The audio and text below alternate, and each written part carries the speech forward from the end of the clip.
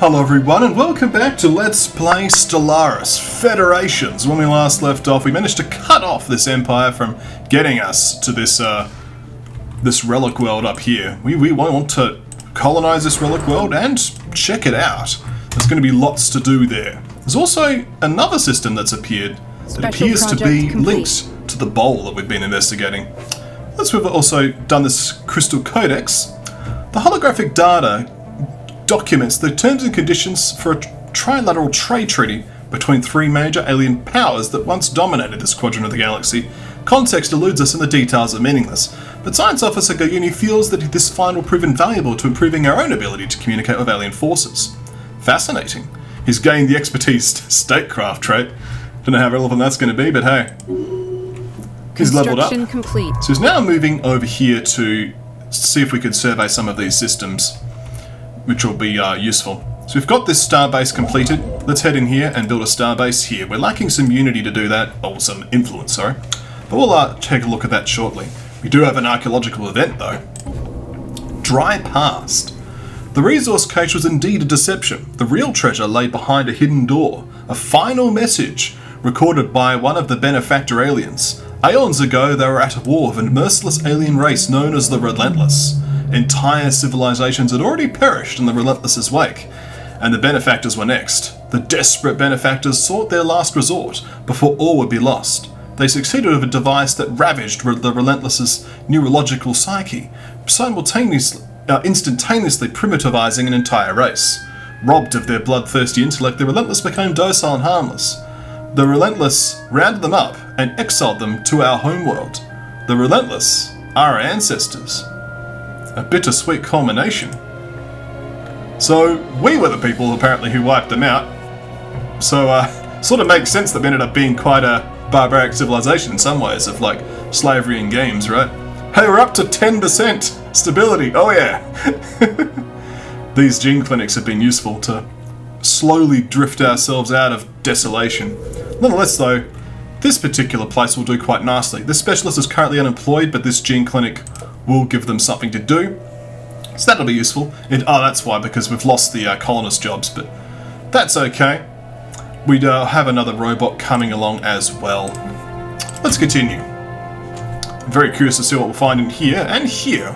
Once we get the access to it, we'll colonize it. Okay. Oh, wandering forests are migrating again. Yep. It does keep happening. So this construction ship is now waiting orders. And this one is moving up. We probably don't need it, but we'll actually get you to sit here until we get to access this location. Okay, so up here... Oh, asteroid collision. A large mineral-rich asteroid collided with TEM-3 at some point during the previous 1,000 years in what must have been a major impact event. An abundance of minerals can now be found on the planet in the vicinity of the impact crater. A fortuitous event. So I'll just have you orbit the planet, waiting. And we're actually up to 0 energy credit loss. We're actually doing well there. So we can now build a starbase. Excellent. Okay, our trade treaty has timed out, so we've lost a new breakthrough. We've lost some monthly energy credits, but that's okay. We have completed adaptive bureaucracy, which has increased our administrative capacity to 73. But we'll continue to work on it. So we've got the alien zoo here, we've got vitality boosters, research, adaptability in general. I'm going to go for the adaptability in general, I think, because it's like, this will just boost the productivity of all of the non-capital planets by 5%, so it's like, that's just useful. Okay. So, we're actually now positive in energy credits. That's excellent. These new positions that have been opened. We do have one robot that can't do anything right now, so we'll have to resettle that robot over to the Agri world. Jundus Prime. We'll move you over. There we go. Jundus Prime now has an extra robot. Construction complete. Everything is good here. Construction is complete. We now have this starbase, which means that we can colonize this world. A relic world with many unique planetary features. I'll go over them once we can. But for now, let's colonize this with the slug people. Oh yeah. Because that's better, right? Western Prime will do. I don't mind. And we can also now start digging. Could be useful. Okay. So starbase is completed. So we have also researched FTL inhibitors. So now our starbases actually will be choke points. People can't pass them unless they disable the space station. That's excellent. So now we can get a number of options here. There's just more research. There's cold fusion reactors. Blue lasers are useful. Probably going to go for the blue lasers actually, just to get some better firepower. We are struggling in that regard. So at least we could make this a choke if we needed to, because this is a decent place for it. Finally gaining energy credits per month. That is very useful. And our capital has got over the slug phobia. Oh yeah. Isn't that great? We're now at 50% stability. We might finally be able to stop this martial law nonsense. I'll probably need it right now, to be honest, to stop the slaves. When the slave rights go, then we can get rid of it. Yeah, because it's just we've had so many penalties to our production output here. It's really been quite painful. Let's look at this particular site, though. The next step. Finally, the inconsistencies in our history have been explained during these lost chapters from our true heritage. We had once believed that the advancement of our civilization came of our own accord, solitary and independent. Now we know that all this time we have been standing on the shoulders of giants. We cannot change the past. We reconcile and we move on, accepting our past not as a dark burden, but as a stepping stone on our path forward into the future. It is our time to become giants. So we gain the Spurred by the Past modifier, giving the following effects. Monthly unity plus 5%, happiness plus 5%, governing ethics attraction plus 10%, and research speed plus 5%. That's nice. And that's most likely the end, at long last, of the, yeah, there it is, Spurred by the Past. The end at the long last of all of this nonsense. So let us go to Felden, and we'll have this scientist right-click on our homeworld and assist in research. It'll just speed up the research so he's not just sitting there doing nothing. This guy over here at Tem. Where is Tem? Go to. Okay, you're just not doing anything right now. So you might as well research these projects here, and this project here as well. Cool. We want to keep our guys working. So Satramine will now have even more happiness, which will boost the stability up to 52%. We're almost to the stage where I'm like, I can probably click off that martial law. I'm just concerned about the slaves radicalizing, because it's minus 20 stability. And we need that. We really want to stay above 40%, basically. But it's such a nerf to our output. Okay, well, let's have a look. The Rubricator. Toppled over buildings, crashed starships, and heaps of mental junk and trinkets burned to a crisp indicates the former inhabitants of Osdrin III fled their homes in the midst of a losing battle against a superior foe. The presence of bodies bearing foreign military insignia suggests it may have been infighting between clans of rats native to different homeworlds. The evacuation efforts were impeded by their unwillingness to abandon their treasured trinkets, and many lost their lives scrabbling to save completely mundane items. One artifact, however, appears to have held a special place in their society, the Rubricator. It appears they fought long and hard to save it, but ultimately had to leave it behind. Curious. So, minor spoilers, I guess. I have done this particular site before, and I know for a fact that if you complete it, things go badly unless you're ready. So I'm probably not going to complete it. Also, look how Relic World looks, eh? It's pretty cool. So I'm going to colonize it before I worry about actually finishing it. When I'm ready, I'll then finish the site off. But over here in Grunnar, we have a tomb world. Over here we've got Zyman over here as well, which is just a pretty mundane, small planet. It's really a moon. And over here we've got... Oh, this is the wrong system. That wouldn't help. So over here we've got some interesting blue asteroid rings. We've got Gunnar here, there, and everywhere. And here we've got Gundra Prime with a destroyed space station at the side of it. And this is a tomb world. It's going to be interesting to see what's happening here. Taking evasive action. Where's that? So we've still got the Tree of Life Protectors over here in Melrick. Well, yeah, taking evasive action seems appropriate. Guess we can come over here and finish surveying this. Turn you off evasive action. Well, the trees are migrating again. Well, just survey. Yep. Oh, more progress. The inventory. There is an order to the Rat's Chaos. In a somewhat official-looking building towards the centre of town, there's a digital inventory of every single item complete with their origins, gross misinterpretations of their intended uses, as well as some highly unhelpful notes on where to find them. The Rubricator, described as a thingamajig maker with magical powers, has its place to the right of the Empress's lilac ribbon, under her snout swabs, on the four-legged box with a funny face. Wherever that is. Curious. I think I can do one more stage without causing problems. You know what, I'm actually just going to enter orbit and wait. Yeah, just enter orbit.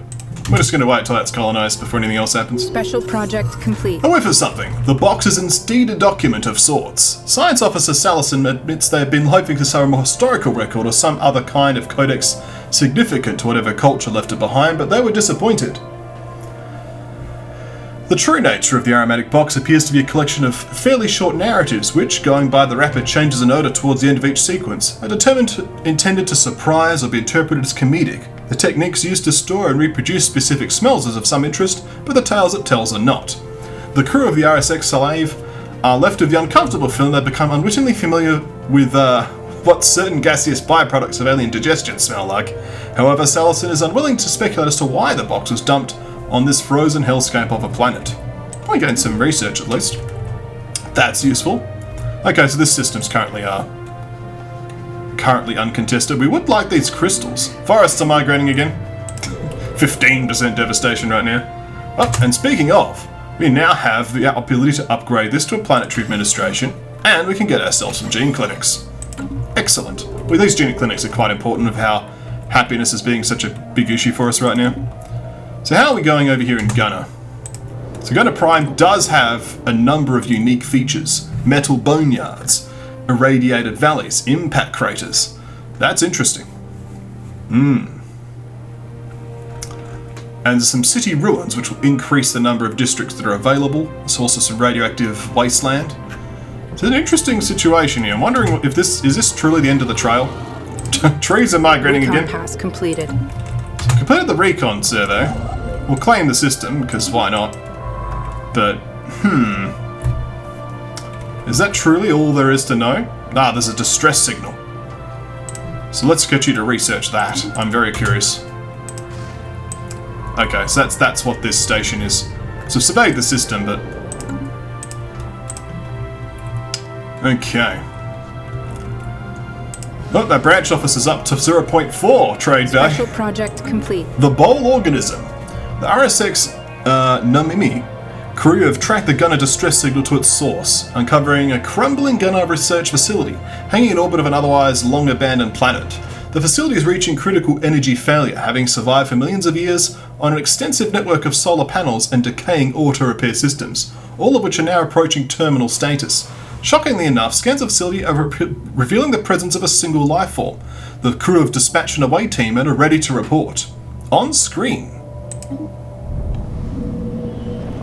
Deep in the dilapidated ruins of the time-worn Grunnar research facility, among the long-defunct computer panels and deteriorated research equipment, our ship's crew has made an incredible find.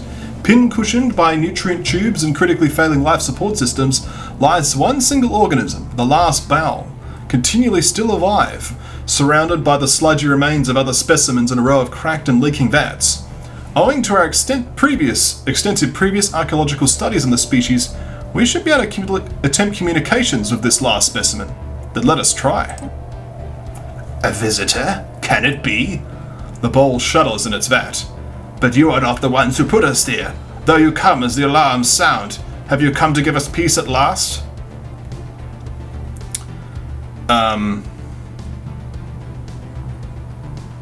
Perhaps, but first we have a few questions.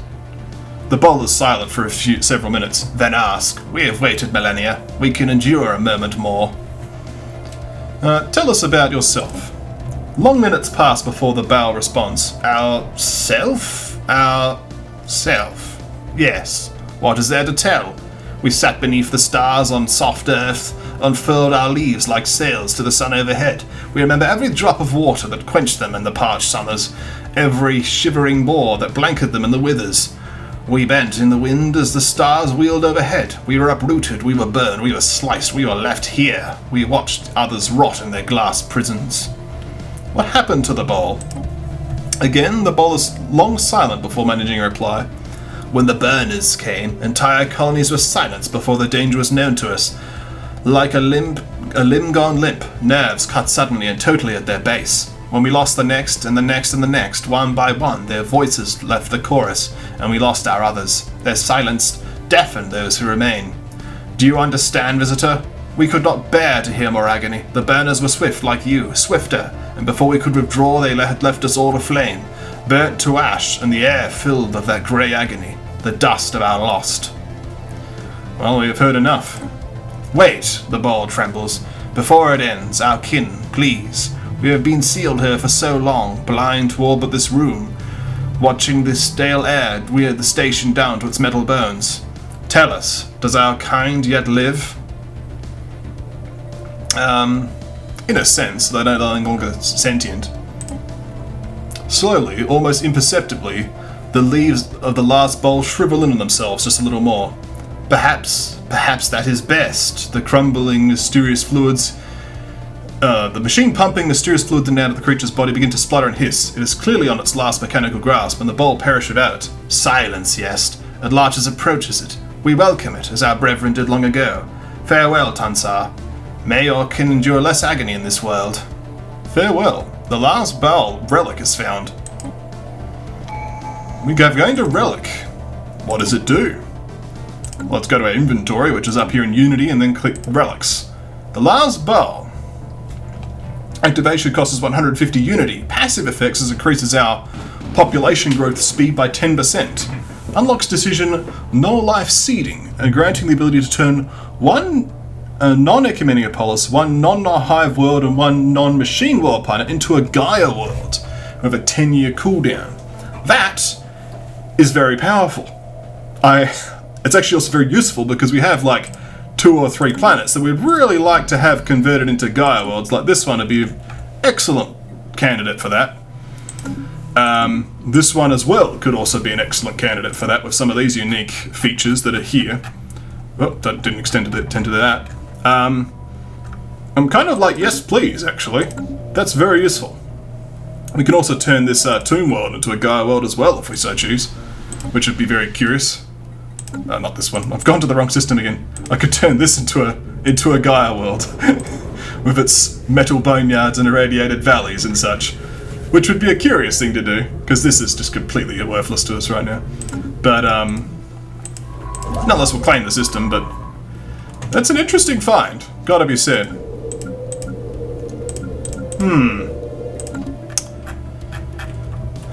So, you and Grunnar. I guess for now we'll just don't have a lot for you to do. Come here to Zeldrin. Well, kind of don't have a lot to you to do, but there's been a lot of revelations. We've got the last Baol relic, we can't afford it right now, but we've also got the secrets of the Baol, which cost 50 minor artifacts, and we have 50 minor artifacts. We also have sell to private collectors, which that's one way to get more energy. Okay. Reclaim superiority, which gives more xenophobe ethics attraction. Well, if we need more money, I'll keep in mind that we can just sell off to minor collectors. That's one way we can just get a ton of cash. So, that's useful. Let's do Secrets of the Baol. Our scientists have begun a special project to study the deeper secrets of the precursors. Acknowledged. So does that just add it to the situation log? It has, but it's going to take forever, so we can't actually do that right now anyway. But, useful that it's there. We can just leave that there for now. Ah, this is Repair Automated Shipyard. So where's that? There, okay. So we're going to have our board construction ship do that, research that project. The other one's already working over here anyway, so yeah. Well, hopefully this colony ship comes along nicely. It's there right now, so it's making its way over with the brain slug version. Well, lots of revelations. Thank you for watching. When we come back next time, more Stellaris.